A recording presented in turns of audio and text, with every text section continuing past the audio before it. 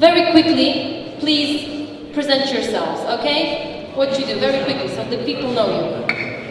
My name is Ian Duncan. I come from a little town just to the... My name is Ian Duncan. I come from a little town just to the east of London, called Basildon, which probably many of you have never heard of, but we're actually the home of design of Ford motor cars, so you probably have heard of them. We're also the home of what used to be known as the Marconi Company, for which I was the chief innovator for many, many years, as probably you can observe. I have been a serial entrepreneur for many, many years, and that's what I do. Hi, I'm Maciej Plebański. I'm from Indata software company, stock exchange company from Wrocław. In general, we've got software house, we've got integration company, but what could be interesting for you, we've got the innovation fund, which is trying to help companies like I met here today to grow, to have fundings, to have support from, for example, our software house or development.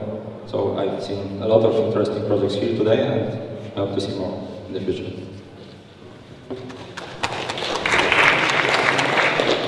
Hi everyone, my name is Artur. I'm an online publisher.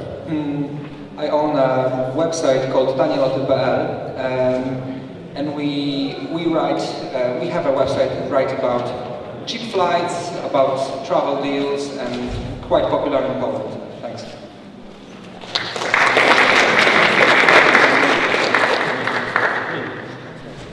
Hi, my name is Przemek Gaworski, and I'm a CEO and the founder of Zimorf, a Wrocław-based company that manufactures 3D printers, or actually, as we call them, personal fabricators. And we also do software, so actually I feel like there's a lot of creative work we do, and we also are still looking for better business models and actually experimenting a lot with business models. Yeah, I'm also an architect. My background is in architecture.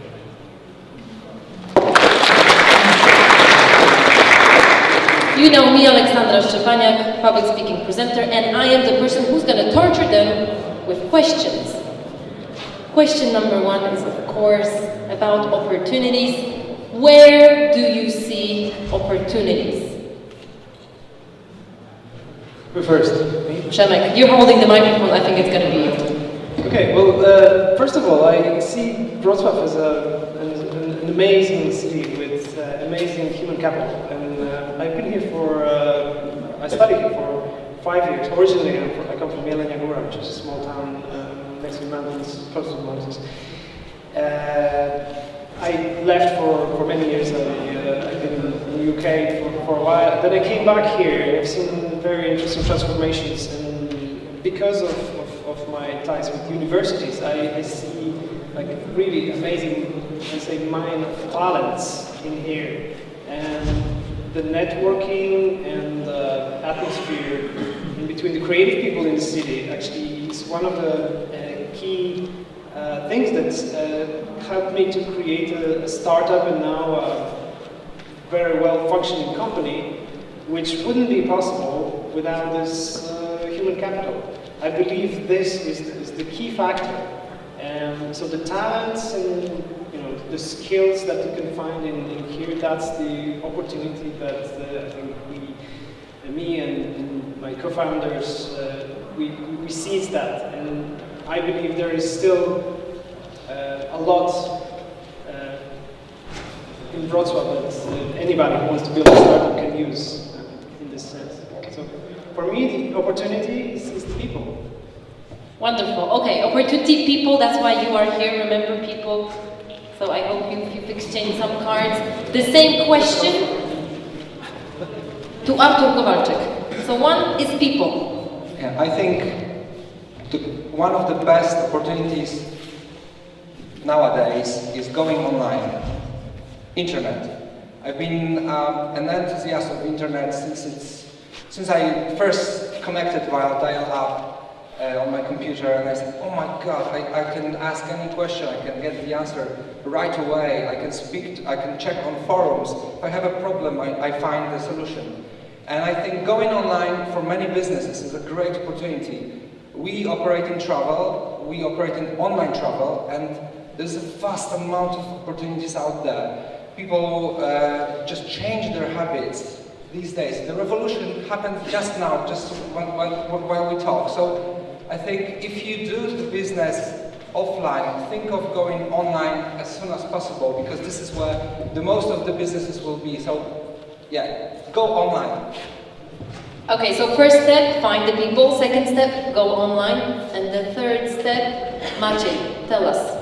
At the beginning you told us it should be 10 seconds. So. 30. Okay, so I think opportunities are everywhere. Everywhere, every day you can find something. You can find something in discussion, you can find something going home, you can find something in the car, driving and thinking about something. So you have to look around you. You have to look around you to talk with people. You have to look around to seek something in the internet. Even today, I found some opportunities to think about driving home back. So every day, look around you and find something. Definitely, there's something for you. Okay, so Maciej tells us to get into mindfulness. If you haven't heard about it, please Google mindfulness. Ian. I'm going to echo Shemik's words, and there's probably a reason for that. I came to Wrocław because I met some very interesting people from Wrocław in the UK, and they basically showed me that Wrocław people are very creative people. When I first came to Wrocław, I discovered not only were the people creative, but the community was creative, a very creative community. I think my emphasis would be not to concentrate totally on online, but work offline. You're today offline. This is an absolutely fantastic opportunity that's been given to you. The networking is fantastic. So I echo the people sentiment, but I also say communication is the essence. And if you have somewhere where you can communicate and talk to people face to face, you've got to win. Thank you very much, Ian. So here, next opportunity is coming exactly here. Very good choice. Dermot, what about you? Look for a nice problem. Look at something that annoys you and look at how it could be done better. The bigger the pain associated with that problem, the more somebody is likely to pay. And then look for the people who can write the check to make the pain go away. And that'll give you opportunities in any field of life.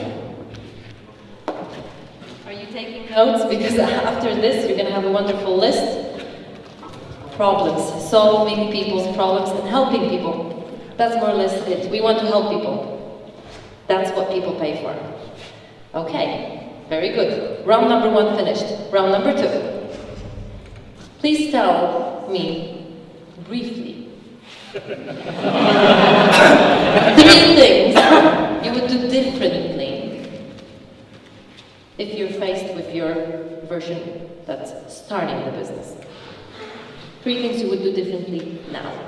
I would much more clearly, I would define the problem and the pain that my prospective clients have. Okay? Because I've been focusing on things that were not really that relevant, instead of just looking at the base of the problem and finding a proper solution that they want to pay for and buy products that actually solve these problems. Okay, that's it. Next. Very good, thank you. 2 things have changed. First of all, I think I'd be more focused on speaking to people. Like Ian said, communication is so important. I do more of communication, more of speaking to people. And second thing is I'd be more persistent in the projects. I think I ruined some projects because I didn't have enough persistence to keep on doing them. I think I'd do it like more persistent than before. So don't give up. Don't give up. Yeah. Artur is my neighbor by accident. Honestly, one thing only. I spent most of my business life in big corporations like Deutsche Telekom or Siemens. And the one thing I would change, I wouldn't be there. I would like to be here from the very beginning, like you are right now. The time when I started, I had no chance to join such a communities, to work with such a great people. At the time there were only IBMs, HPs, and something like that. Today we've got really a huge opportunity to start something new, something great, without such a big names behind you. You can do it just like that. So the only thing I would change right now, I would go to the past and start again. But I'm now 40 almost. But as someone said today, it's never too late. It was Wrocław. It's never too late to start something again. And what we are doing now with our company, sometimes we are starting again. Okay, thanks a lot. Remember, age doesn't matter. Next. Age doesn't matter, but in terms of answering 3 questions, it does, because I've got so many choices. The first choice, I would echo the previous speaker's comment. I would get out of the big corporations sooner.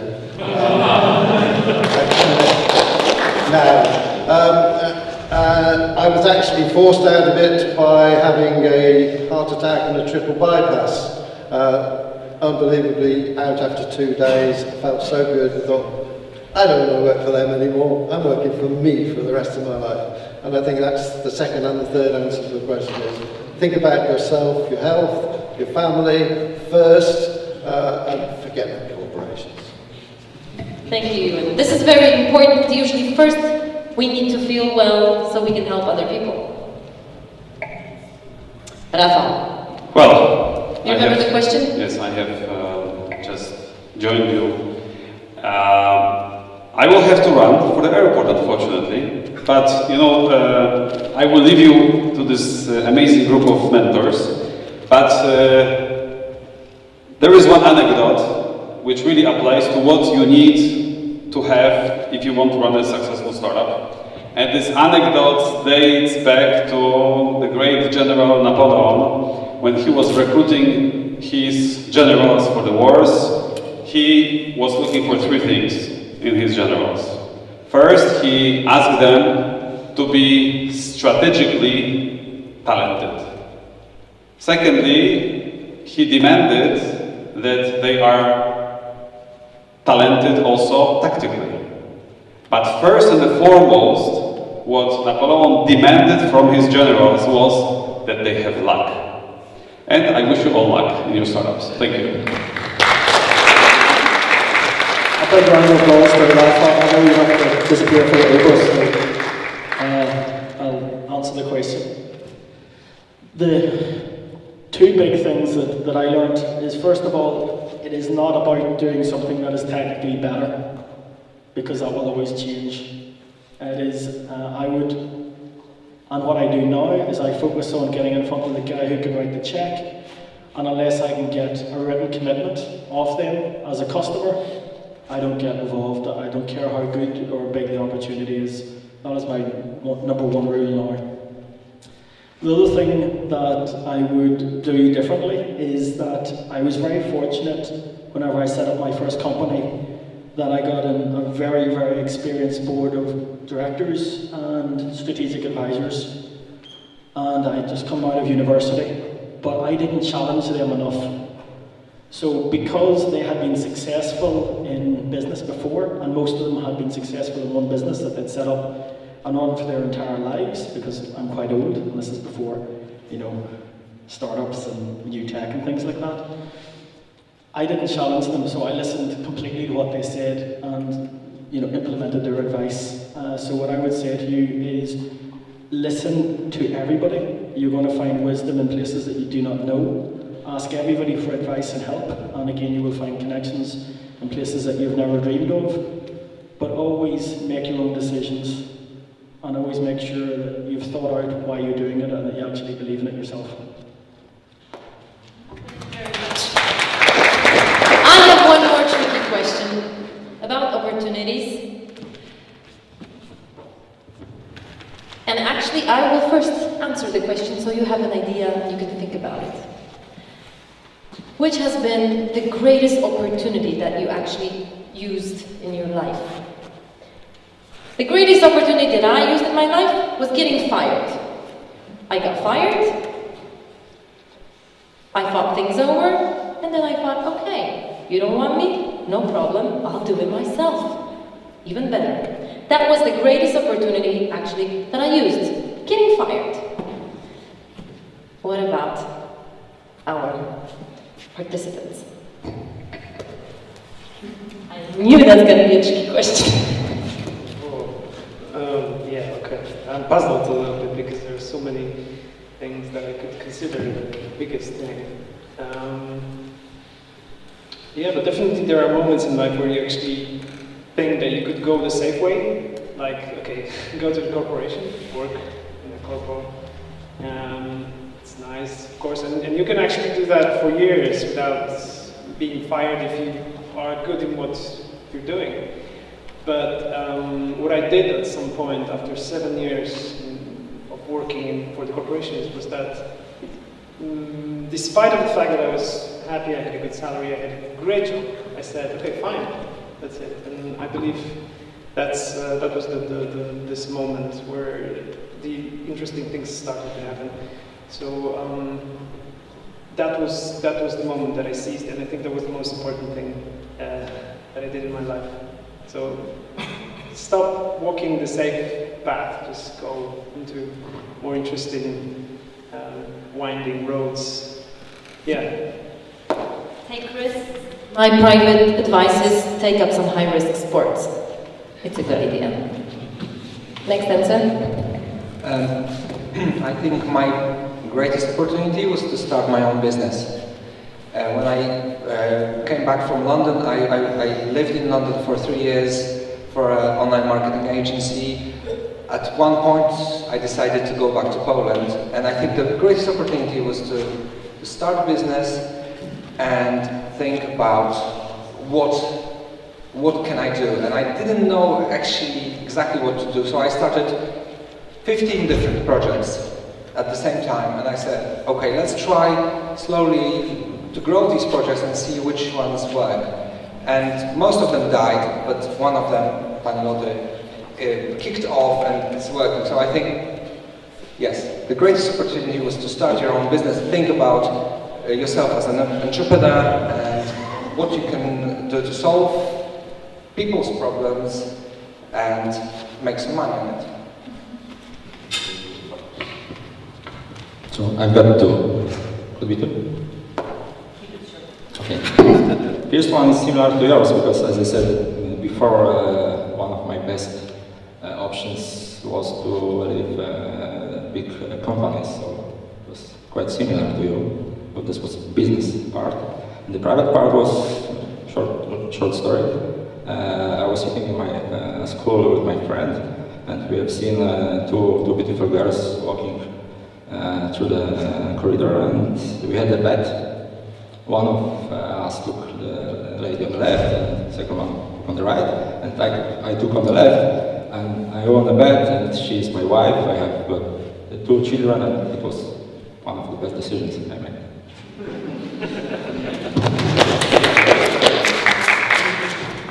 My greatest opportunity started this morning when I woke up.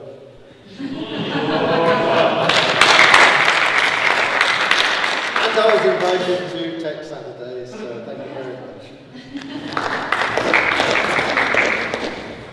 I get great opportunities all the time because I learned to ask for help.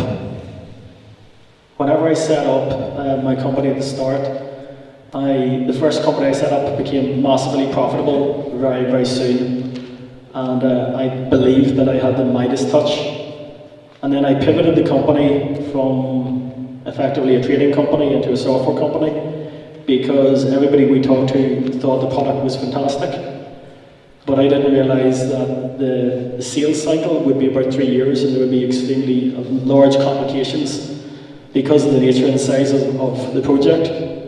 And it was only whenever I had a very large staff and I was rapidly burning all of the money that I had earned and let go of the pride and started asking people for help that I realised that people will help you and will point you in the right direction. And I'd say within a week or 10 days of starting to ask for help, I was getting introductions into the decision makers and very, very rapidly turning things around. So my biggest opportunity was letting go of some of the ego. As you all know, there's quite a lot still there. But asking people for help was probably the biggest opportunity that presented itself to me. Thank you very much.